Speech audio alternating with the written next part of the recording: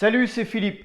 La programmation périodique de ton thermostat va-t-elle vraiment avoir une influence sur la consommation de ta chaudière?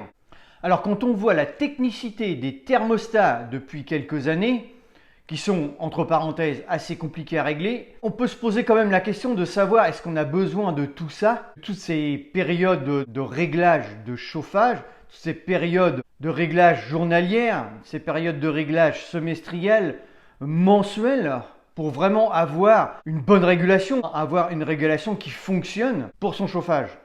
Alors forcément, il y a des personnes qui vont me dire oui, il y en a des personnes qui vont me dire non. Après, ça dépend du mode de chauffage que l'on a, ça dépend si on est en appartement, si on est en maison, ça dépend de la région d'où l'on se trouve. Voilà, il y a tout ça qui rentre en ligne de compte. Forcément, ça dépend aussi des périodes d'absence que l'on peut avoir dans la journée, dans la semaine ou même si on est parti plusieurs semaines. Forcément qu'on n'aura pas la même planification de son installation que quelqu'un qui reste toute la journée à la maison par exemple. Alors la planification de thermostat, je ne suis pas contre, bien que moi je m'y intéresse pas. Par contre, la chose essentielle qui va faire toute la différence, c'est d'éviter de faire des trop gros écarts de température entre le moment que tu vas chauffer, que tu vas faire ta chauffe normale, et la programmation que tu vas faire pour réduire ton chauffage lors des périodes que tu n'es pas là. Et ça, c'est très important. Pourquoi? Parce que le fait de descendre de 2 ou 3 degrés ta programmation par rapport à ta chauffe normale, le temps que ta chaudière va rechauffer pour réatteindre ces 2 ou 3 degrés, il va s'écouler du temps. Et pendant ce temps-là, tu auras froid. Et tu vas user soit du gaz ou du fioul. Donc l'intérêt, c'est de, bien sûr, si on fait des plages horaires, c'est de descendre la température, mais de descendre la température raisonnablement, c'est-à-dire 1 degré. 1,5 degré, pas plus. Tu ne feras pas plus d'économie à redescendre ta température, par exemple de 3 degrés, en espérant gagner du combustible, en te disant que ta chaudière ne va pas chauffer pendant ce temps-là. Le problème, c'est quand elle va se remettre à chauffer pour réatteindre la température idéale, c'est-à-dire surmonter 20 degrés, là, elle va tourner plein pot, c'est-à-dire elle ne va pas s'arrêter. Et là, tu vas consommer soit du fioul ou du gaz. Et ça, beaucoup de personnes ont du mal à le comprendre. Et moi, je ne leur jette pas la pierre, c'est pas de leur faute, c'est parce qu'on ne leur a pas expliqué. Que le fait, mais je vois même des gens, ils coupent carrément leur chauffage. Dans la journée, ils coupent leur chauffage. Ils partent le matin au boulot, ils coupent leur chauffage pour le remettre le soir. Et ça n'a aucun intérêt. Oui, ça a peut-être de l'intérêt en demi-saison.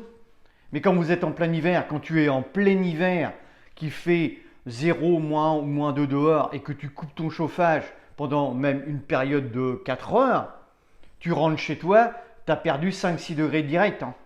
Donc voilà, en fait, le temps que ta chaudière rechauffe, le temps que ta chaudière rechauffe toute ton installation, toutes tes pièces, et là, ça va partir, ça va consommer plein pot. Donc, le but d'une bonne régulation, c'est, on peut faire des plages horaires, mais c'est de couper moyennement, c'est-à-dire de couper son thermostat, c'est d'abaisser son thermostat de 1 degré. Alors moi, ce que je fais, c'est pour ça que je te disais tout de suite, moi les plages horaires, ça ne m'intéresse pas.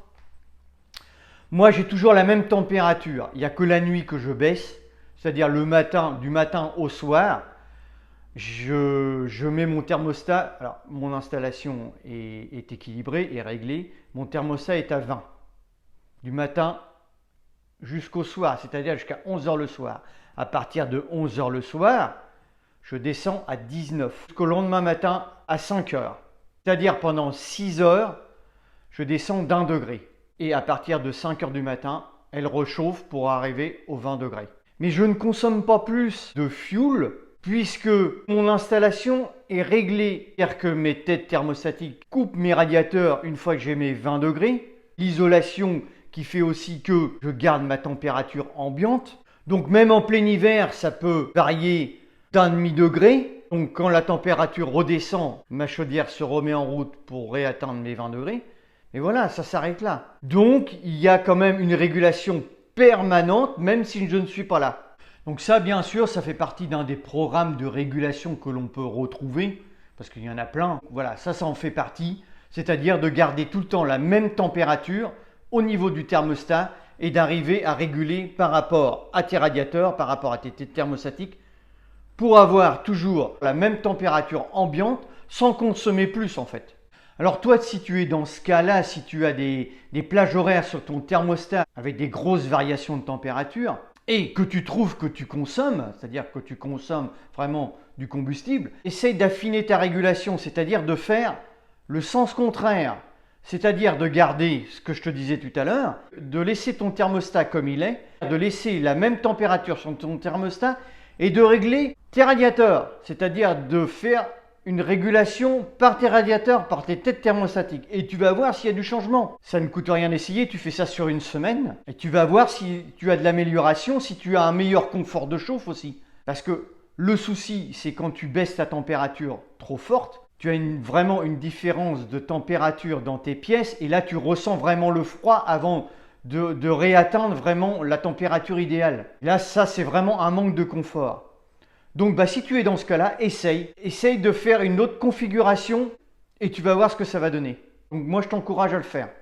Donc on reparlera de régulation. Moi c'est quelque chose qui m'intéresse et je trouve que les gens sont encore très mal informés sur tous les systèmes de régulation que l'on peut trouver pour son installation. Et ça c'est vraiment dommage. En fait on voit des gens, on voit des personnes qui sont avec leur thermostat et leur radiateur, ils ne savent pas par quel bout commencer. Ils ne savent même pas que l'on peut faire une régulation sur leur chauffage. C'est dommage puisque en fait ces gens-là consomment vraiment du fuel ou du gaz alors qu'ils pourraient faire des économies de ce côté-là. Voilà, écoute, j'espère que cette vidéo t'a plu, qu'elle va pouvoir vraiment t'aider. Si tu l'as aimé, like, partage. Si tu arrives sur ma chaîne, abonne-toi. Tu as le petit logo qui est juste là. Et puis moi, je te retrouve sur une prochaine. Je te dis ciao, ciao, plus tard. Salut, porte-toi bien.